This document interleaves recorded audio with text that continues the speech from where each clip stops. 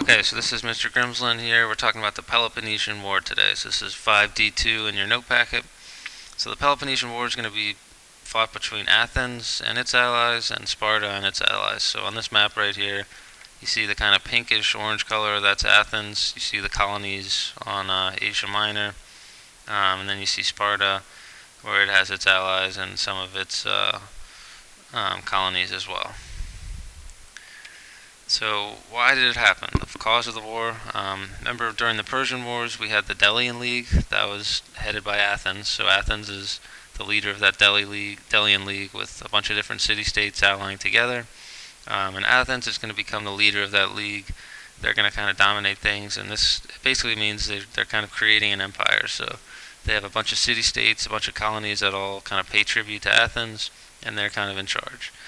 Meanwhile, Sparta had formed the Peloponnesian League with its own allies. So Sparta and Athens are kind of butting heads, and they're kind of becoming rivals. And eventually, when this happens, we're going to see them go to war, basically.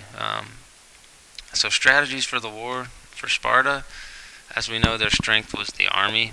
So they're going to try a traditional strategy where they invade enemy territory, and they're going to kind of destroy crops and try and draw Athens into a land battle. Because remember, the Spartan phalanx is pretty formidable, and they're better on land than they are at sea. Whereas Athens, the strength was the navy, so they want to try and avoid land battles and look for an opportunity to attack using the sea to their advantage. So what happens is Pericles, who's the leader of Athens, he wanted to wait and attack from the sea. The Spartans are going to march on Athens. They're going to burn crops along the way. They're going to force the Athenians to retreat into the city. And all these people in a tight space leads to a plague scenario where a lot of the people in Athens, about a third of the population, are going to be killed because of the plague. They can't feed all these people in the city.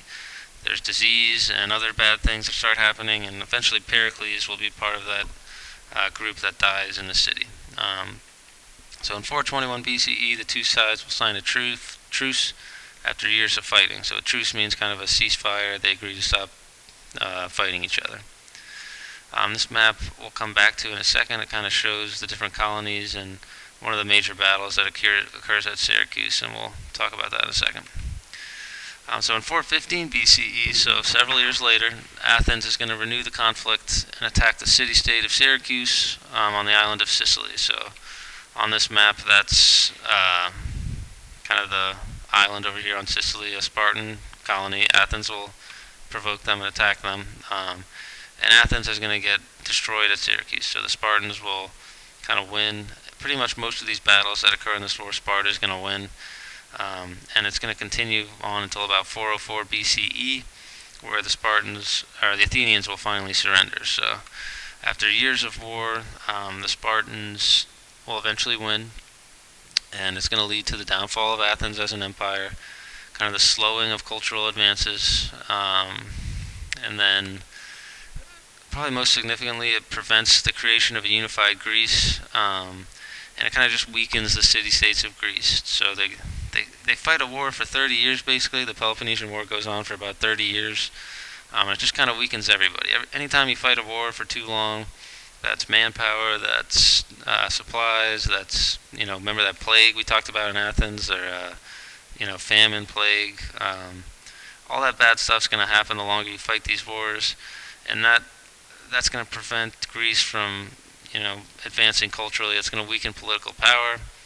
And it's ultimately going to open them up for an outside invasion, namely from Alexander the Great, which we're going to talk about next time.